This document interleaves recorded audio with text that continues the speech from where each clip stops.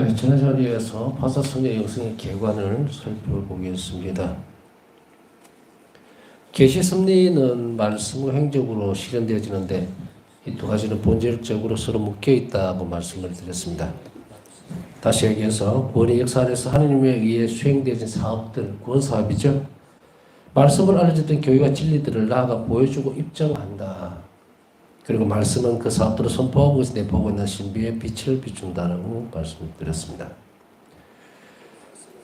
자, 구약과 신약에 기록되어진 이러한 말씀과 행적들은 하나님 자신을 드러내심과 관련한 지식, 그리고 인간에 대한 당신의 구원 계획과 관련된 지식이 끊임없는 원천이 됩니다. 원천이 된다는 것은 이제 말씀으로 포함되어 있는, 선포되어 있는 그 내용이 실제화되기 위해서는 은총의 작용이 있어요.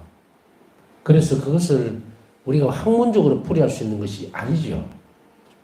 우리는 성경을 학문적으로 연구하는 연구의 어떤 대상으로 삼지 않습니다. 하나님 말씀으로. 그렇기 때문에 그 말씀은 무한대로 모든 것을 드러냅니다. 하나님에 대해서. 그렇기 때문에 인간의 지식으로 그것을 전부 다 담을 수 있는 것은 아니고 시대와 상황에 맞도록, 예를 들면 이제 각 본당마다 똑같은 전례를 하죠. 전례 안에서, 미사 전례 안에서 선포되어지는 복음이나 혹은 독서의 내용, 그것은 똑같습니다. 성찬의 전례도 마찬가지고. 그럼에도 불구하고 각 본당마다 하나님의 역사는 다른 거예요. 역사심은. 그래서 성모님께서도 그 말씀을 하고 계시지만 모든 본당이, 성당이 똑같은 은총을 갖고 있는 것은 아니다라는, 제가 좀 의역을 했습니다. 그 신자의 열심도 달려있고 사자의 열성에 달려있다 이렇게 말씀하셨죠. 그건 맞는 말입니다. 성찬의 전례에 있어서도 물론 칠성사 자체가 사효직이라고 그랬죠. 인효직이 아닙니다. 사람에 따라서 성사가 되고 안 되고가 아니에요. 영향을 아무것도 안 받습니다. 그래서 그것을 보증해 주는 것은, 왜냐하면 그걸 실현하는 분, 실행하시는 분은 바로 예수님이시기 때문에 우리가 사람 손에 의해서, 예를 들어서 그게 좀 잘못된 어떤 조금 삐뚤어진 혹은 여러 가지 상황에 맞춰서 사람에 따라 달라진다면 큰 문제입니다. 그렇게 본다면 예를 들어서 사제가 좀 조금 못 산다고 할 때에, 못 산다는 표현이 좀 이상하긴 합니다. 말을 하다 보니까 좀 그렇긴 한데, 여하튼 그 사제에 의해서 사제경 자체가 죄가 용서되었다가 안 되었다가 이러지 않는다는 말이에요. 그것이 바로 사회주의입니다. 인효직이라는 것은 잘 알다시피 준성사죠.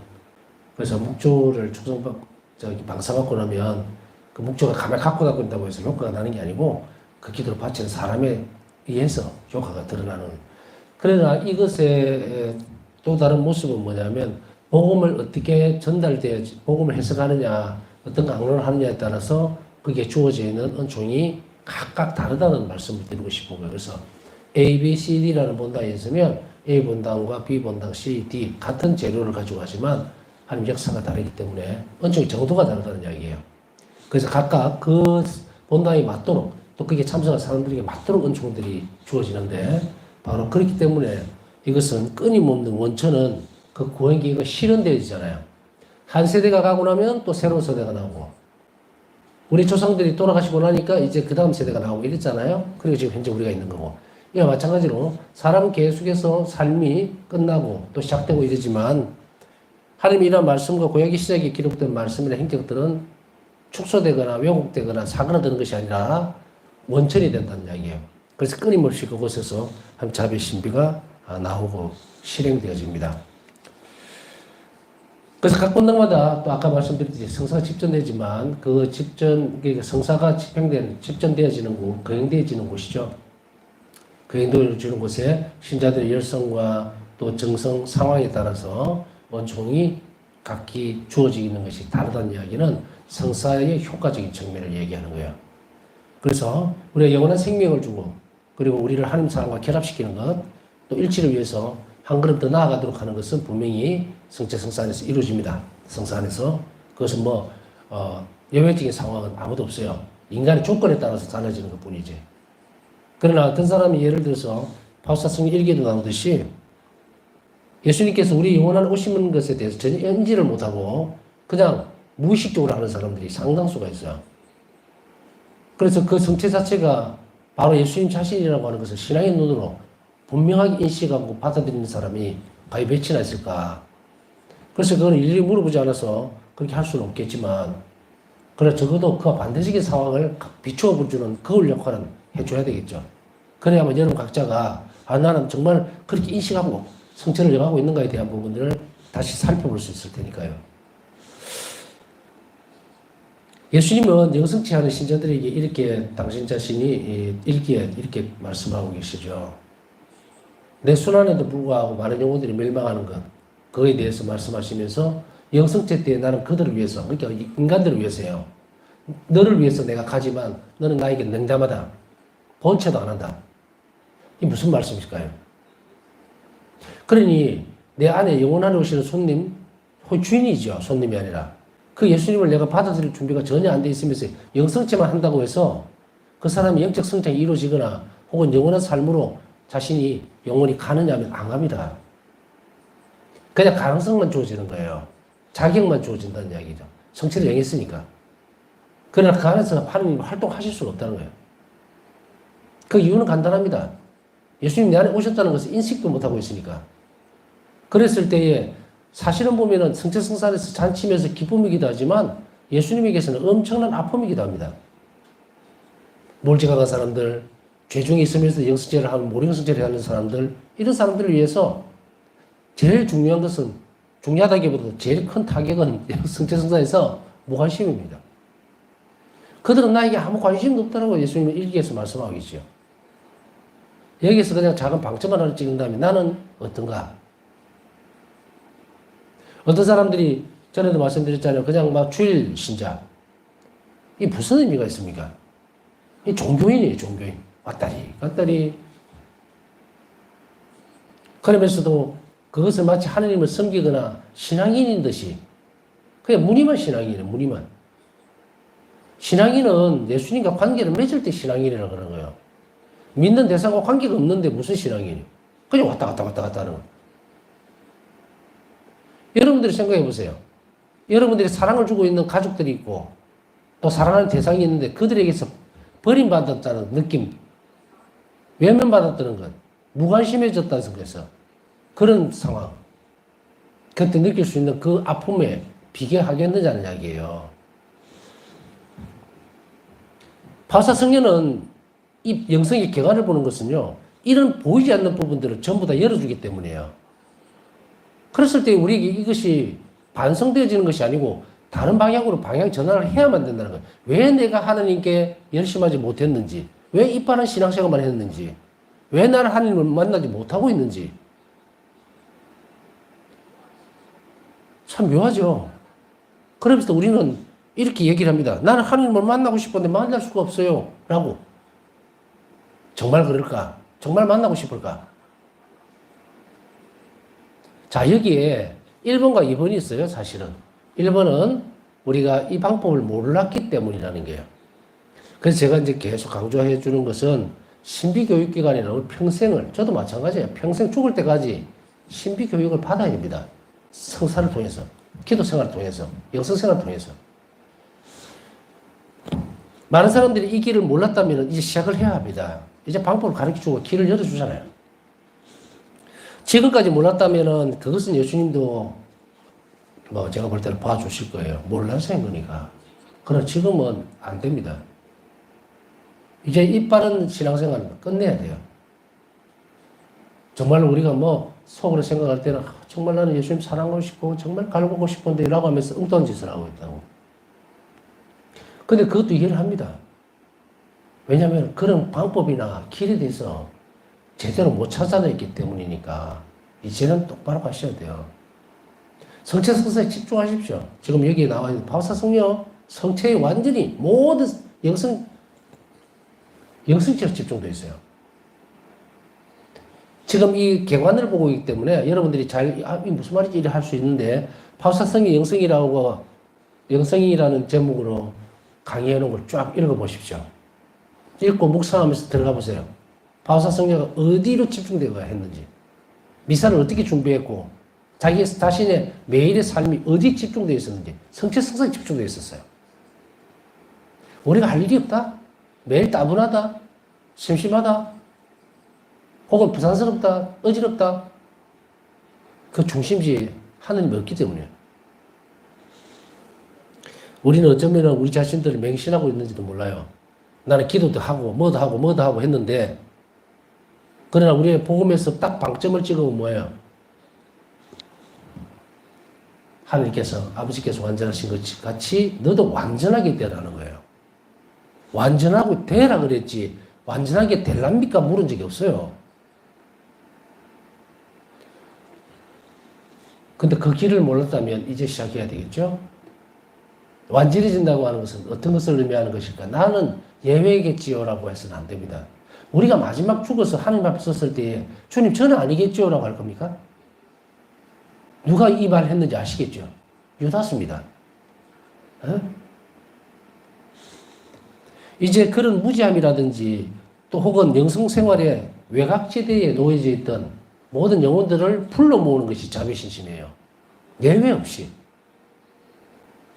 구약에 마치 구약 성경에서 나오듯이 암탉이 병아리를 날개한테로 모아들이듯이 이 마지막 때에 정의의 날이 오기 전에 자비시대를 보낸다. 요즘 이제 그 이야기를 많이 하잖아요. 아, 자비의 때다. 혹은 희년이다. 그럼 뭡니까? 희년이 뭔고? 희년은 해방의 날이에요. 안 되던 것도 될 수 있도록 하나님의 은총을 부어주는 날이거든. 그 해를 어떻게 준비할 것인가에 대한 것도 우리는 잘 생각해 봐야 되고요. 그러나 이것보다 더 큰 건 뭡니까? 자비해입니다. 자비해. 자비의 시기라고 하는 게 낫겠죠? 요한바리스 교황께서는 이 자비해를 선포하시면서 자비 희년을 선포하셨죠. 바우사 성년을 3000년기의 첫 번째 성인으로 시성을 하시면서 이 말씀을 하신 거예요. 정의의 나라 오기 전에 자비의 때를 먼저 보낸다. 그래서 이제 자비가 이 가장 중심부에 들어와 있는데 그걸로 가야 되거든요. 그렇게 가려면은 아까 얘기했듯이 내가 성취성사와 성취성사를 드러나는 한 자비를 완전하게 내가 계속 그거와 일치하도록 노력을 해야 돼요. 바우사 성경에 있어서는 그 말씀이 확실하게 드러납니다. 자, 큰 이렇게 테마들 같이 드러나는 거예요. 저는 수도 없이 계속 생각하고 있는 것들은 이런 대목들을 계속 내 삶으로 가져옵니다. 내가 어떤 사람에게 자비로운 말을, 내가 화가 나요. 짜증도 나고. 그러나 그 말을 바꾸면서 나갈 때 나도 변하는 거예요. 억지로 참고 막 이렇게 하면서 하더라도 시작하면은 바뀌는 거예요. 그렇게 함으로 인해서 했을 때에 어떤 때는, 내가 그런 말을 이렇게 했구나. 혹은 내가 하기 싫은데도 불구하고 그 일을 했을 때에 그 다음에 따라오는 어떤 평화로움이 있어요. 그때 이런 생각이 들죠. 바우사성 일기에서 그 말씀하시죠. 내가 오늘 선한 일을 했다면 그건 오로지 영성체 덕분이다. 계속 가져옵니다. 자연분을. 우리에게 다 가르쳐주고 있잖아요. 내가 선한 말을 해야 될 때도 내 영혼 안에 계시는 예수님을 생각하면서 그 부분을 말을 바꿔야 되고 참아내야 되고 물론 실수할 때도 있지 실패할 때도 있고 그때는 우리가 어떻게 되느냐 예수님 얼굴을 보지 않고 돌아섰다는 거예요. 그 순간도 찾아내야 되고 이렇게 해서 영혼이 점진적으로 성장할 수 있도록 해주는 건데 그것의 원천은 바로 아까 얘기했듯이 말씀과 행적입니다. 바우사 수녀도 마찬가지입니다. 하느님의 존재에 대해서 처음 출발을 하면서 하나님 누구신가 이것에 대한 것을 출발점으로 삼았어요. 당연히 누구죠? 이게 당연한 거예요. 여러분들은 근데 한번 묻고 싶은 게 하느님은 누구신가라고 여러분들은 한번 이 질문을 해본 적이 있습니까? 생각해 본 적이 있어요? 하느님 누구신가? 과연 예수님 누구실까? 근데 마치 잘 아는 것 같이 쓱 스쳐 지나가요. 왜 그럴까? 예배자 교리도 배웠고 그 다음에 강론 때 수도 없이 예수님에 대해서 얘기 듣고 아버지에 대해서 얘기를 들으니까 마치도 하느님을 아는 듯이 보이죠. 그렇기 때문에 아예 아무 질문을 안 합니다. 하느님 누구신가? 그거 내가 질문하기에는 너무 큰가? 이런 식으로. 그러나 복음에서도 분명하게 우리 정체성에 대해서 요구를 합니다. 나를 어떻게 보느냐에 따라서 완전히 달라지기 때문에. 그래서 제자들에게도 질문을 하잖아요. 너희들은 나를 누구라고 생각하느냐고. 저는 강원 때 이제 이 복음 말씀 있을 때마다 바로 그 자리에서 물어봅니다. 물어보면 대답을 들으려고 묻는 건 아니고요. 각자 생각해 보라고 던집니다. 여러분들은 예수님의 이 질문에 어떻게 대답을 할 것인가? 어떻게 보느냐에 따라서 실행이 달라집니다. 예수님을 자비로운 분으로 받아들이게 되면 나와의 관계가 그렇게 이어지는 거고요. 내가 그냥 다른 내 죄를 용서해 줄 수 있는 유일한 분으로 인식을 하면 그렇게 가는 거고, 어떻게 내가 고백해내느냐에 따라서 하나님하고 나하고 관계, 예수님과 나하고의 관계가 달리 맺혀진다는 거예요. 이 부분들을 우리는 어떻게 합니까? 일부분만 보면서 접근을 하겠죠. 그러니까 바울사 성령도 똑같은 질문을 합니다. 수도원 들어가서 하나님 누구신가? 라고 하는 것. 그렇게 이걸 알기 위해서 많은 노력을 합니다. 거의 3년 동안 뭐 전례적으로 그러니까 내려오는 어떤 부분이라든지 영성적으로 전해지는 부분이라든지 다 통틀어서 모든 기도란 다 해보고 성인들이 하셨던 일들을 다 해봤어요. 모든 노력을 다 하셨다. 이 바울사 성령도. 그래도 좀 신비적인 체험을 통해 예수님께서 이 숙취를 풀어나갈 법을, 즉 창조주를 알게 되는 법을 바울사 성령에게 가르치셨다. 이거는 정말 너무너무 중요한 대목입니다. 하느님을 아는 법을 가르치셨다. 자, 바울사 성령에게 하느님을 어떻게 알 것인가라는 그 중요한 숙제를 이제 물음에 대한 질문에 대한 답을 딱 주셨단 말이에요. 어떻게 풀어야 된다. 바울사 성령에게 가르쳐 주셨던 이 방법들, 하느님을 알게 되는 법, 이거 어디에도 없어요. 어디에도 없습니다. 지금 여러분들도 듣는 사람도 우리 한국교회, 제가 계속 강조하잖아요. 한국교회 600만 명, 정확하게 숫자는 모릅니다. 하여간 몇백만 명이 되겠죠? 그 중에 제 방송을 듣거나, 그죠? 여기 들어와서 혹은 강의를 와서 했거나, 듣거나, 몇 명이나 되겠습니까? 제가 그런 유명한 사람이 절대로 못 되다 보니까 많아봐야 1000명? 그것도 많이 쳐줬나?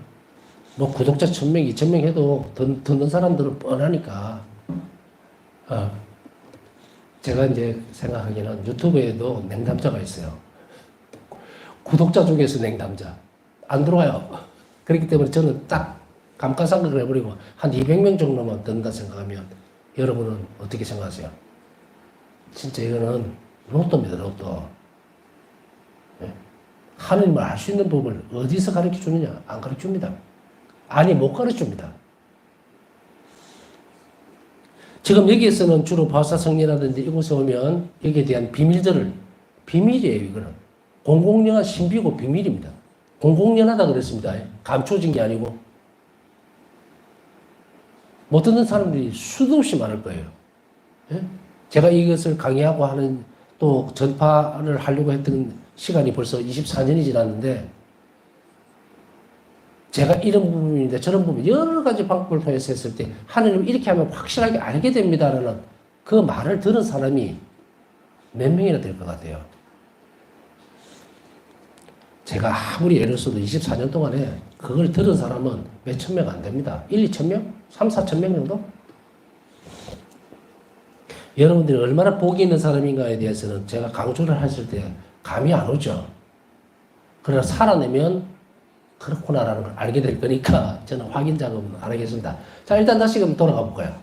예수님 그러면 바울사 성령에게 당신 자신을 어떻게 알 수 있는가에 대해서 분명하게 이렇게 말씀을 하게 됩니다.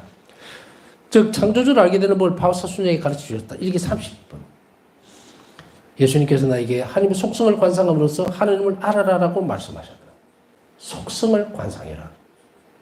자, 바울사 성령의 영성이 어디로 뻗쳐나가느냐 하면 이 속성을 관상하는 법으로 가요. 어떻게 할 수 있는가? 어떻게 살아내면 되는가? 어떻게 활동하면 되는가? 어떻게 묵상하면 되는가? 이게 쫙 펼쳐져 있어요. 그래, 결국은 바울사 성령의 영성을 통해서 가는 길은 하느님을 알게 되는 거예요. 이것은 제가 볼 때는 이 세상 창조일을 처음 있는 일이에요. 사람이 하느님을 안다? 토마스 아퀴나 성인의 성체 참여가 보세요. 가려져 있으나 지금은 인성 때문에 하느님을 몰라요. 알 수 없어요. 그러나 그때 가서는 뭐냐면 죽고 나면 심판대에 가면 그때는 베일이 그칠 거다. 이것을 이 땅에서 지금부터 살게 만들어주는 것이 자비신심이에요. 이게 누구에게 유일하게 나왔는가? 바울사 성령 통해서. 이 조언에 따라서 바울사 성령은 하나님의 속성을 차례차례로 깊이 숙고해 보았다. 자, 이제 차례차례 갑니다. 하나님의 속성이. 하나님의 속성 가운데에서 여러 가지가 많이 있지만 이것을 지금 다 얘기를 해줄 수는 없죠. 모든 성인들은 한 성인 한 분 한 분이 하나님의 속성을 드러내요. 한 가지씩만. 그렇기 때문에 이것에 대해서 우리가 쭉쭉쭉 가다 보면은 아, 이거구나 라고 하는 것이 탁 나오는데 그것은 하나님의 속성입니다. 성인들에게 드러나는 거는. 그러나 바울사 성령도 이 방법을 그대로 쓰셨어요. 많은 성인들에 대해서 묵상하고 그리고 그것을 또 더 깊이 들어가 보려고 했지만 안 되는 거예요. 그러면 이게 어디에 있을까? 무엇이었을까? 하나님 속성 중에서 무엇을 도대체 찾아내야 되고 묵상해야 될 것인가? 그때 예수님은 이 말씀하시죠. 내 자비에 대해서 묵상하라. 하나님의 가장 큰 속성은 자비라는 거예요. 그거에 대해서 묵상하라, 관상하라 이 말이에요.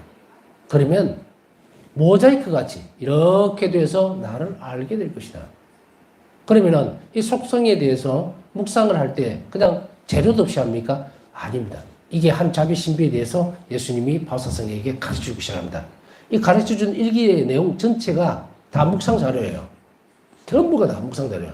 왜냐하면 바울사성 일기에서 드러나는 하느님의 속성 중에서 이 자비가 드러나는 것은 이 사성에 없었어요. 그래서 예수님은 바울사 성령에게 그러면 재료를 줘야 될 거 아니에요. 그죠? 한 속성에 대해서 묵상하고 관상하려면 그러기 위해서 내가 가르쳐 주겠다. 얼마나 위대한 정말 상상할 수 없는 하나님이에요. 당신 자비를 그대로 속성을 가르쳐 준 거예요.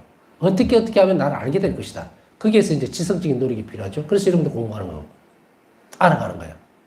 거기서 예수님은 바울사 성령에게 이 말씀하시죠. 어떤 말씀하고 있습니까? 세상 창조 이래로 한 번도 드러나지 않았던 자비에 대해서 말해주겠다. 놀라운 일이에요. 이거는 성경에도 드러나지 않는 한 자비. 우리가 이래서 이제 복이 있다는 겁니다. 지금까지의 쭉 살아왔던 2000년에 혹은 구약부터 시작해서 지금까지의 그 삶을 다 보고 앞으로 보면 신약부터 시작하면 2000년이죠. 2000년 세월 동안에는 복음 안에서 드러나는 한 자비에 대해서만 알고 있었던 거예요. 이게 만약에 생각한다면 조그만 웅덩이였다면 지금 예수님이 바울사 성령에게 드러내는 모든 하나님의 자비에 대한 당시 속성에 대해서 열어주고 가르친 신비는 바다인 거예요. 바다. 그래서 예수님은 바울사 성령에게 이제 세상 창조에서도 드러나지 않았던 한 자비에 대해서 가르쳐 주겠다는 이 말은 뭡니까? 이건 마지막 마지노선이잖아요. 정의의 때를 오기 전에 자비의 때를 보내겠다. 그러려면 그만큼 자비를 알아야 되니까. 그래서 이 부분들을 예수님은 바울사 성령에게 전해줍니다. 자, 이제 나를 알아라. 속성을 알면 내가 드러날 거다. 그게 바로 자비에 대한 속성인 거예요. 자, 속성이라는 말을 좀 쉽게 알아들으려면 보면 하나님에게만 해당되는 부분들이 있죠. 거룩하심, 정의, 사랑, 평화, 선 이런 것들이야. 이런 것들을 계속해서 묵상을 하기 시작한 거예요. 하나님의 거룩하심은 무엇인가? 하나님의 정의는 어떤 것인가? 또 사랑은 뭐며? 하나님께서 간직하고 있는 평화, 복음에 나오죠. 그죠? 내가 주는 평화는 세상이 주는 평화와 다르다. 여러분 이거에 대해서 묵상해 봤습니까? 예수님 주신 평화 도대체 뭐지? 그냥 넘어가요. 그냥 예수님께서 주시고자 하는 평화는 영원한 것이다. 세상이 주는 것은 불안하지만 변함이 없다. 뭐 이런 정도로 해석이 되지. 더 이상 이것이 하나님의 속성으로서 우리 안에 묵상으로 들어오는 재료가 되지는 못했다는 이야기예요. 그렇지만 어쨌든 간에 이런 것들이 하나님의 속성이에요. 하느님만이 가지고 계시는 것. 그리고 우리에게 드러난 것. 그러다가 쭉 묵상을 해나가다가 어떤 속성에서 딱 멈춰서느냐 하면 자비라는 속성에서 이제 법사성에 멈춰서게 됩니다. 그래서 이 속성에서 딱 멈춰섰을 때에 어떤 것을 들여다보고 있냐면 이런 부분들에서 이제 더 많은 것을 알아야 묵상이 되죠. 그랬을 때 일기 180에 보면 가장 위대한 속성은 사랑과 자비라는 것을 나는 알았다. 그 속성은 피조물과 창조주를 결합시킨다. 이 무한한 사랑과 자비의 심원은 말씀의 광생과 부활에서 알 수 있으며 내가 하느님의 모든 속성들 중 사랑과 자비를 가장 위대한 것으로서 깨달은 것도 바로 여기에서이다. 묵상은 여러 가지 추론과 추리를 필요로 합니다. 재료가 있어야 돼요. 그렇기 때문에 파스타 성녀는 말씀의 강생과 부활에서 복음에서 또 말씀에서 이것을 가져옵니다. 그러나 그것을 묵상하면서 쭉 가다 보니까 그런 중에서도 가장 큰 것이 뭘까? 부활이 왜 이루어졌는가? 그건 한 자비다는 거예요. 그렇기 때문에 이것은 사랑이 드러나니까 자비인 거죠. 부활 사건, 순환 전부 다 그런 거예요. 또 말씀의 강생, 우리가 말씀의 강생을 그냥 하나님께서 극진히 사랑하셔서 이 세상을 극진히 사랑하셔서 당신 아드님을 우리에게 외아드님을 내주셨다. 자, 여기서 무엇을 느낍니까? 아, 사랑으로 이랬구나. 그런데 예수님을 바라보니까 사랑하셨기 때문에 표시가 났죠. 드러났다고. 그렇기 때문에 사랑은 꽃이고 자비는 열매라 그랬잖아요. 열매가 보이니까 사랑하시는구나 걸 알게 되는 거예요. 그렇기 때문에 부모가 자식에게 주는 것에서 사랑과 자비는 대상이 달라요. 목표점이 다릅니다. 그렇기 때문에 사랑은 보면 천지창조에서 보면 비도 내려주고 지금 세상 질서대로 돌아가죠. 이게 사랑이에요. 선이에요. 좋은 거예요. 그러나 그 안에 보면 뭐 독소도 있고 아무것도 있고 다른 것도 있고 같이 자라버리죠. 그러나 자비는 그게 아니고 악을 제거해버리는 거예요. 그래서 목표가 달라요. 지향하는 쪽이. 그래서 사랑과 자비는 이렇게 다르다고. 그런데 말씀의 신비, 말씀의 강성은 뭡니까? 하나님께서 사람이 되심으로 인해서 뭐가 제거됐습니까? 악이 제거되면서 죄가 없어졌죠. 그러니까 내가 치료를 받으면 자비를 입었다라고 하는 거예요. 사랑을 받았다는 게 아니고 자비를 입은 거예요. 왜냐하면 나에게서 예를 들어서 너에게 어떤 마련되어 있는 밥을 준다든지 뭔가 필요한 부분들을 소소하게 부모님이 자식에게 주잖아요. 그죠? 그러면 그것은 그냥 보면은 표시가 안 납니다. 좋은 거니까 그냥 사랑으로 받아들이죠. 그런데 그 자녀가 예를 들면서 장애가 있다든지 정말 돌봐주지 않으면 안 되는 아주 극단적인 부모가 더 큰 희생을 요구하면서 자신의 삶을 그 안에 밀어넣어 버리면 이 받는 쪽에서는 자비를 입은 거예요. 왜냐하면 부모님이 나에게 팔다리 역할까지 다 해주고 내가 그것 때문에 잘못되어질 수 있는 이게 뿌리죠. 마치 나병 환자가 나병 때문에 인간구실도 못하고 그게 죄의 뿌리가 되듯이 그거를 용서해 주는 것은 우리가 볼 때는 그게 치유가 아니에요. 자비를 베푼 거예요. 악의 뿌리를 뽑아버렸기 때문에. 그러면서 예수님은 분명히 그것에 대해서 확실하게 합니다. 왜냐하면 사랑을 베풀고 나서 너 이렇게 하라는 것은 없어요. 자비를 입었을 때 뭘 요구하느냐면 다시는 죄 짓지 말라는 거예요. 그 뿌리의 근원을 빼줬기 때문에. 그 죄 용서라는 것은 자비로운 행위예요. 사랑을 준 게 아니고. 그래서 하느님이 우리에게 빛이 발출돼 버린 거예요. 그래서 이 등이 있죠. 좀 다른 얘기를 좀 보태서 하는 좀 이해가 쉬울 것 같아서 등이 있단 말이에요. 근데 이 등이 전구죠. 이 전기선이 들어와 있어요. 불을 켜죠. 근데 캄캄하던 데가 밝아지죠. 내가 혜택을 입었죠. 그게 빛인 거예요. 이게 자비예요. 전구 이 자체는 사랑입니다. 두 개가 다 같은 속성이죠. 그러나 사랑보다 자비가 더 큰 속성인 거예요. 왜냐하면 우리에게 그렇게 자비로 돌아오기 때문에. 그래서 사랑과 자비는 같습니다. 같지만 지향점이 다르다. 하나님 안에는 이 속성이 같이 있어요. 그래서 그러나 이 중에서도 가장 위대한 것은 자비예요. 희생을 드러냈기 때문에 순환에 대한. 그래서 이 부분에 있어서 좀 구별점을 배울 기회는 또 앞에서 설명해 드는 것도 있기 때문에 좀 더 디테일한 거는 거기서 들으시면 그렇구나 해야지 하는 거예요. 그러나 우리가 자꾸 자비도 모르고 사랑도 모르고 막 섞어 쓰지 말고 자비는 죄 뿌리를 뽑아버리는 겁니다. 그래서 그 사람이 불쌍한 처지고 불행한 처지를 내가 짊어지고 그리고 그것을 없애줄 때 그때 자비를 베푸는 거예요. 그렇지 못하고 일반적으로 아이고 안 됐다. 그래도 예수님께서 불쌍한 사람 도와주라 그랬으니까 이런 음식이라든지 이것을 마련해서 대접해 주는 거 이거 사랑입니다. 자, 방법들이나 모양이 이제 그래서 자신이 헌신하고 고통을 남의 고통을 지고 가려고 하는 것 그건 자비예요. 그러니까 사랑은 그런 것 없이도 줄 수가 있어요. 뭐 요 정도로 이제 족구비를 지으면 이제 바울사 성녀가 모든 속성리에서 인간을 창조하셨던 것은 바로 자비라는 것을 알게 됩니다. 그러면 바울사 성녀 영성에 있어서 가장 핵심은 엄밀하게 말해서 하나님 이 속성 적금을 할 수 없는 자비입니다. 그리고 이것이 자비라고 하는 것은 우리가 자비다라고 틀을 만든 것이 아니고 앞에서 뭐라고 대전제를 말씀을 드렸습니까? 예수님께서 가르쳐 주신 거라고 했죠. 자비는 이런 것이다라고 하는 거예요. 저도 이제 말씀드리는 것은 바울사 성령을 통해서 예수님께서 당신이 직접 자비란 하나님 자비는 이런 거다라고 한 것을 저는 가지고 와서 여러분에게 다시 풀어서 주는 거예요. 그대로. 이 신비 안에서 하나님 알고 일상의 삶에서 그 신비를 관상하는 것이 하나님 자비의 사도의 길. 다시 하기면 하나님께 있다가고 이웃에게 자비로움을 통한 완대의 길을 이해하는 열쇠입니다. 그래서 하나님 자비 사도로 살아가고 그 신비를 일상생활로서 관상하는 것 이것이 뭐다? 하느님을 점점 알아가는 거예요. 하느님을 아는 방법은 이 방법입니다. 의탁과 자비의 길이 바로 하느님을 분명히 알게 되는 길이다. 그래서 예수님은 바울사 성령에게 너는 내 자비에 대해서만 묵상하라 그런 거예요. 그리고 일상생활에서 이제 관상하라. 그러면 내를 알게 될 거다. 드러날 거다. 모자이크 같이 이렇게 돼서 하느님을 알게 된다. 사실은 보면 우리가 이제 이런 것 없이 하느님에 대해서 어떤 한 속성만을 가지고 가게 되면 어떤 식으로 하느님이시지만 뭐라 그럴까 마치 모세가 떨기나무에 있는 불꽃으로 드러나는 하느님을 보듯이 그렇게 봐요.